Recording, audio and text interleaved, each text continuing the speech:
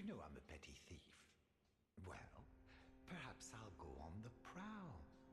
Everyone's dead or hollowed away anyway, right? So I might as well fetch some weapons or treasure for you. Well, what do you say?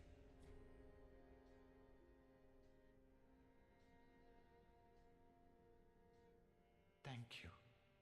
You will not be disappointed. Grey Rat the Thief was once a well-known name. Until I ended up rotting in a cell. Hey there, guys. How's it going? So we just had a good conversation with our good friend Greerat the Thief. Um, Basically, he wants to go out and do some hunting for us um, to use his thieving skills. Um, I would assume he's getting bored just sitting around Firelink Shrine for so long, and he wants to go do something cool for us. So he asked if it was alright if he went out and went hunting, and I allowed him to. I'm a little concerned because knowing Dark Souls, um, the decision I just made is going to result in Grirat's death somehow. um, I'm sure at some point, um, rest in peace, Yol. Hmm. I'm sure at some point his corpse is gonna turn up Firelink Shrine. Um, so we'll see how that plays out. Anyway, so I bought my kite shield from Greerat. Ooh, wow, that's a heavy roll. Um, I finally bought the kite shield from Greerat. I had some souls to burn, and I really wanted that 100% physical defense shield. All right, that's a little more reasonable speed. Um,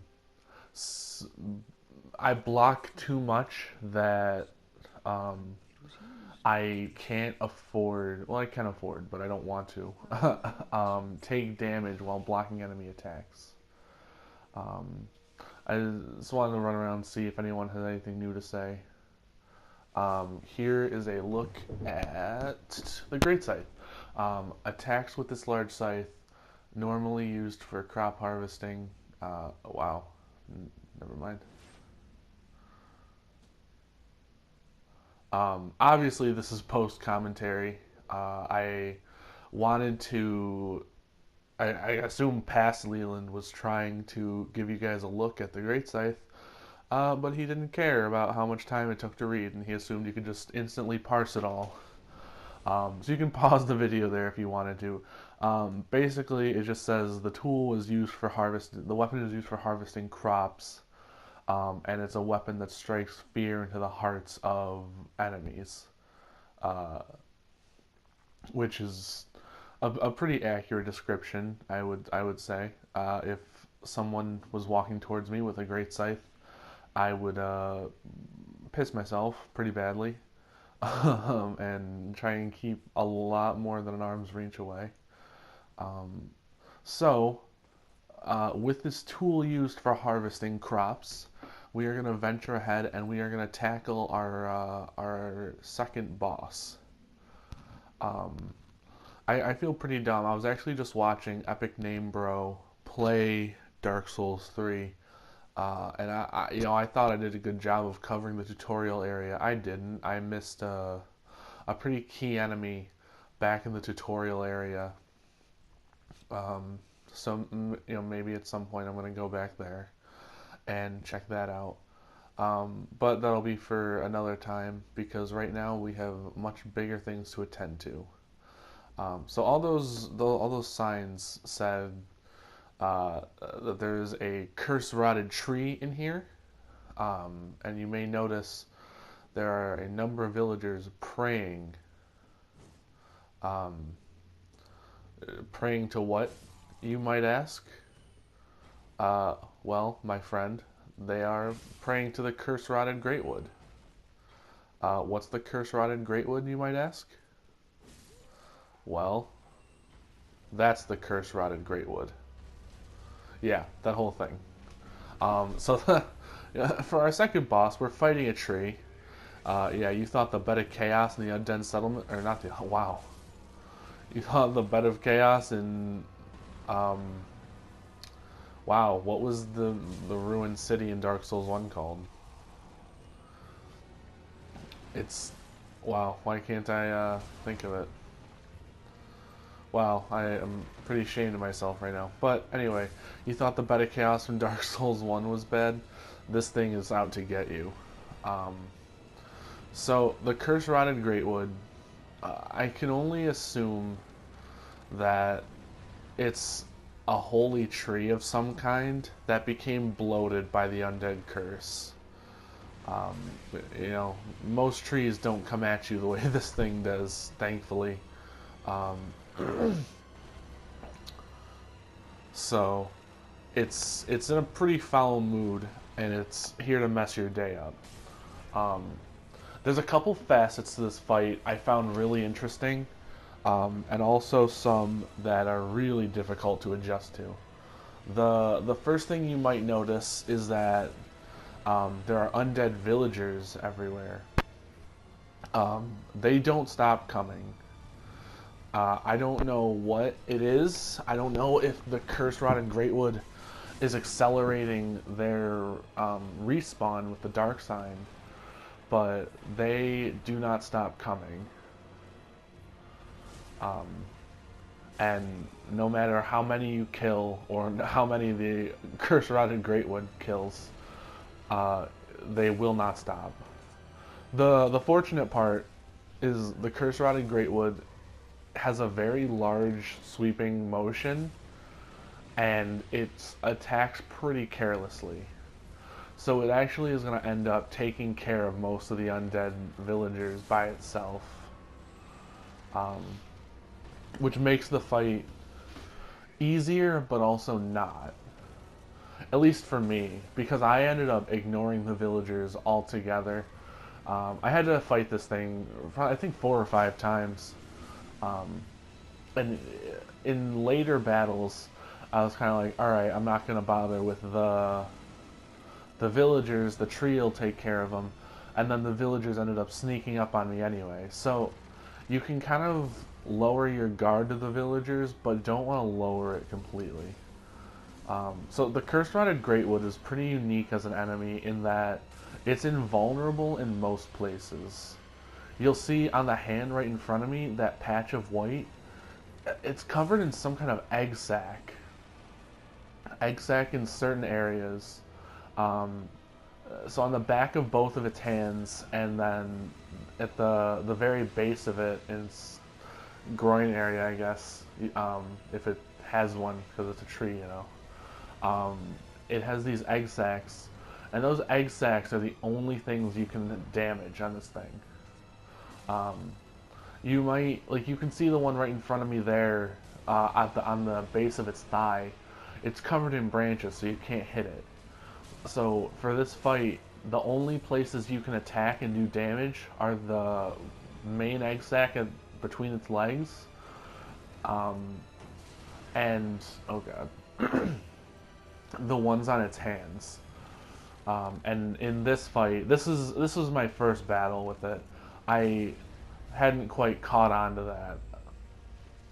that. It was like, it was occurring to me that I could only hit it in that white egg area in the very front, but I didn't realize how main of a mechanic that was in the battle.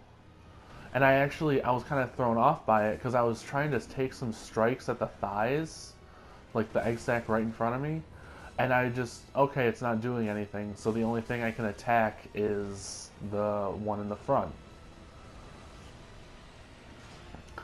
So it takes a little bit to kind of fully grasp the mechanics of this battle.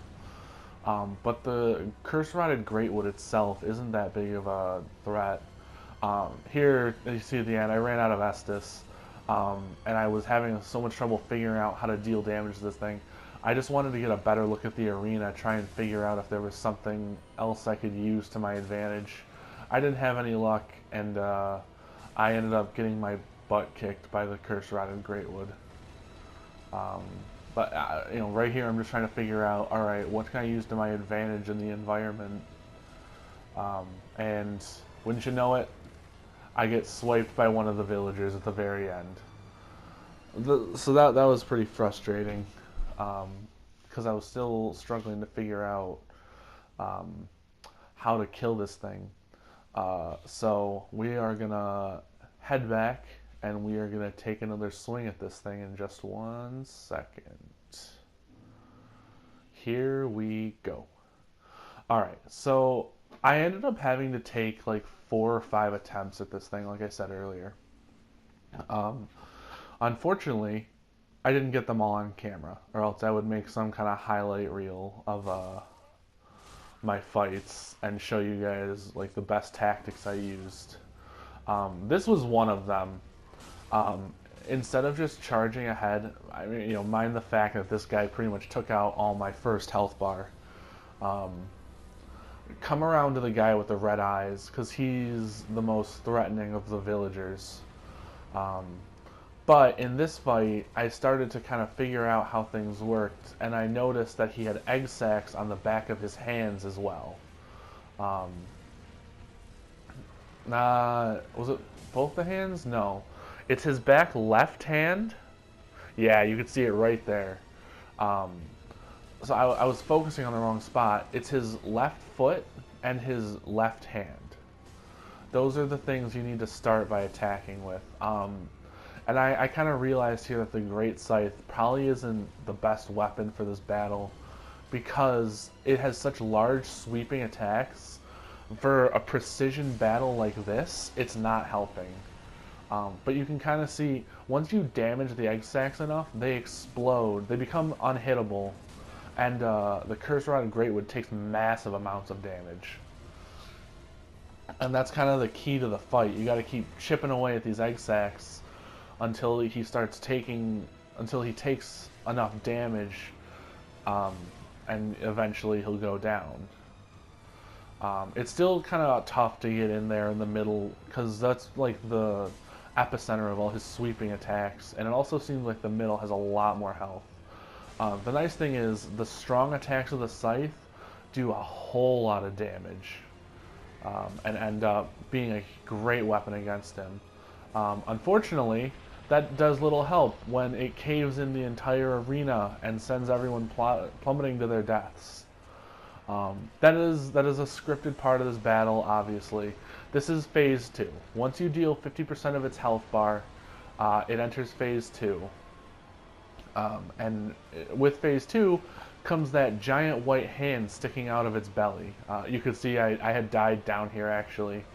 So this must be my 4th attempt, I think. So it gets that giant white hand on its belly, and also new egg sacs open up. I'm gonna warn you guys now. No matter how stunned the Greatwood is itself, the hand still moves. As you can see, I just got slammed there, because I thought the Greatwood would still be recovering from the flurry I gave it. But with this new phase, a new patch of egg sacs opens up. And, well, oh, never mind, I thought I was dead there, actually. So there's ones on its back that open up. The ones in its groin area regrow. And there's a set on the inside of its left thigh, I believe. And basically those have to become your new targets.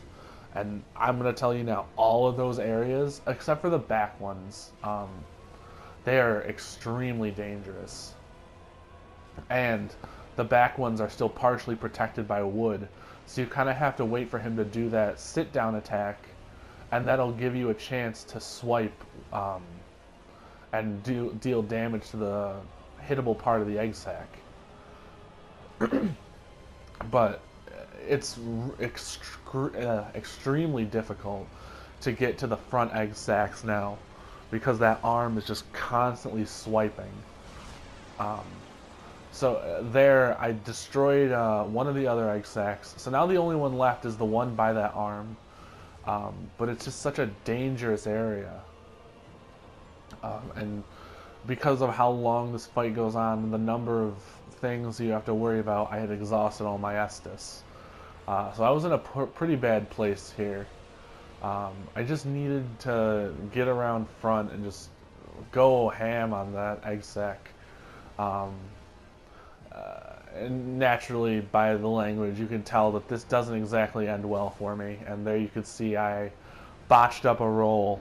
I really thought I was good, but there it is. There's the end. Like I said, it's all about just getting in there, hitting that sack, destroying it, and getting the hell out of there. And there. Okay, so I was not aware that I had a 15-minute limit to record commentary. So I guess we've all learned something interesting in this episode. But anyway, the Curse Rotten Greywood is dead. It unlocks a new bonfire for you down here. That said, there's not really anything else down here. I'm pretty sure this bonfire is just here because you are now in a pit and have no way out. So if you run around here, it looks like a shrine of some kind was constructed. It's either a shrine or some kind of makeshift mausoleum. I can't really get a good look at all the lights, but it almost looks like a mausoleum, like I said. Or some kind of shrine possibly built into the Curse Rotten Greatwood, as we saw the undead villagers worshipping at the start. But regardless, we're going to hit up our bonfire and make our way back to Firelink because we have someone important to talk to.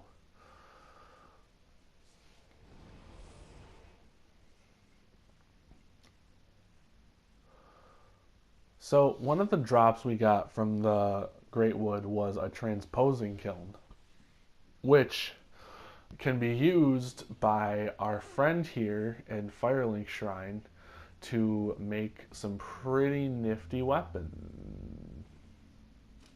Please forget you all saw that. Anyway, which can be used by our friend here to make some pretty nifty weapons. There we go.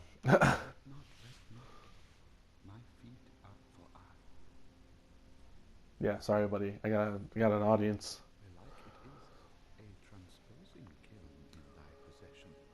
Yes, thank you for noticing. Better days, but methinks it shall suffice.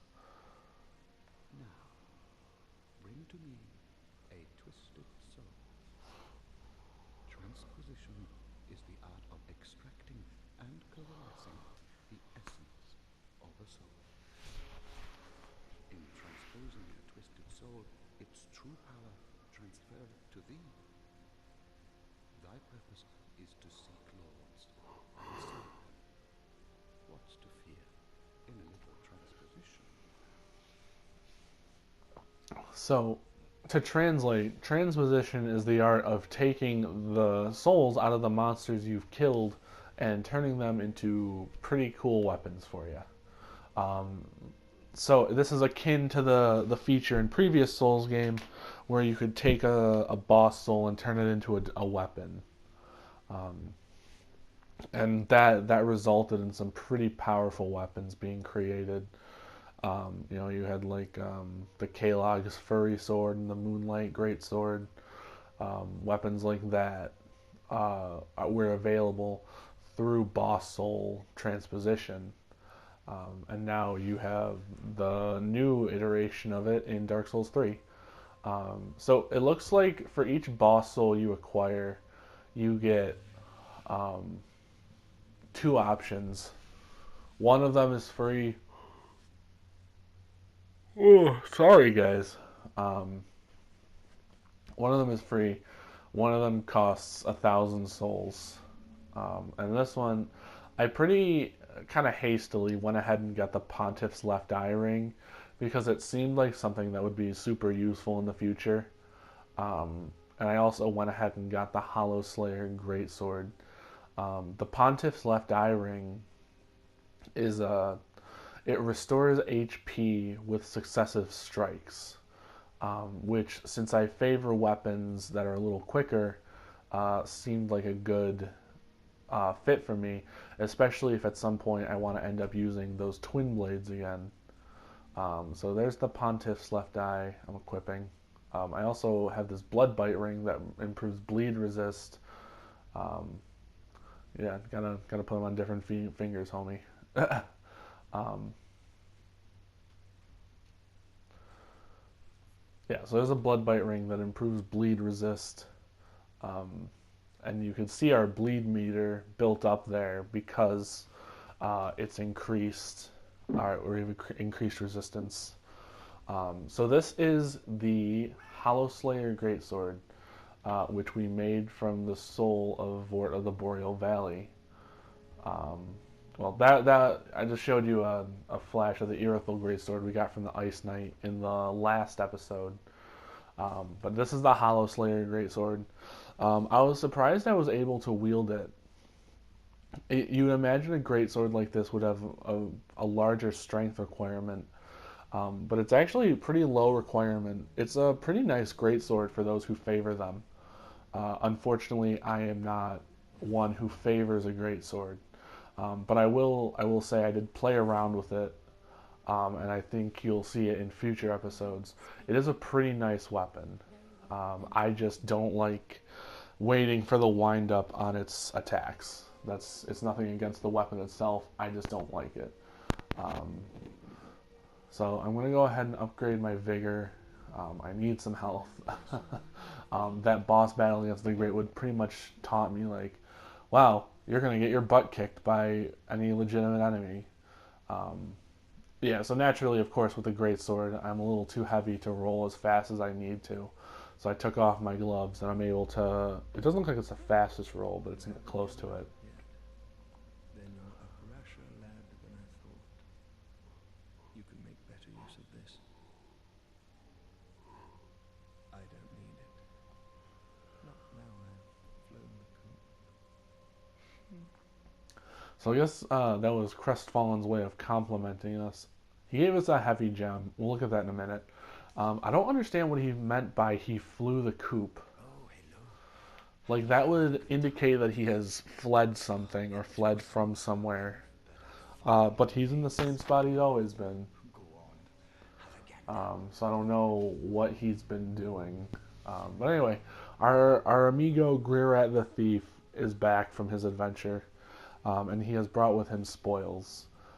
He doesn't have anything like amazing with him, but he's expanded his inventory of embers and also just a larger general inventory. So you can buy fire bombs, a divine blessing, some throwing knives. He has some new armor and weapons. That was me looking at how stupid I felt that he had just gotten a different shield. On his adventure. He now stocks the assassin gear, which is your pretty typical light armor. It looks like it will like muffle your sound a little bit, like armors in the past have been able to. And also, if you're making just like an assassin cosplay, that would be a pretty cool armor to rock. So other than that, Grirat's still okay. I'm happy to see he's not dead. He didn't get killed on his adventure, and he's not hollow from what happened to Loretta. So let's see what's up with our homeboy Andre the Suspicious. Oh, but if you find them, they can be used to without those flasks, and they'll always stay with you. Yeah, so just the same dialogue. He was just telling us about Estes Shard's reinforcements. Our handmaid has nothing new to say to us, and I haven't found any of this umbral ash to give to her, through which she is supposed to expand her inventory. There's the heavy gem given to us by Crestfallen. It's used to create weapons with better strength scaling. So if you're rocking a weapon like a greatsword and you have a strength build, that's going to be something you want to look into, as it will further improve your strength's influence on your damage. So if you're making a heavy hitter build, that's going to be something you want to play with. I am looking for something to ascend. I haven't quite figured it out yet. I will eventually, hopefully. But regardless, this episode's going to come to a close soon. Hope you guys enjoyed it and learned something from watching me fight the Greatwood. If you enjoyed it, drop a like, leave me a comment. I'd really appreciate it. And I hope you guys will join me in the next episode where we will go on the road of sacrifice. Have an awesome day, guys. I love you all. Peace out.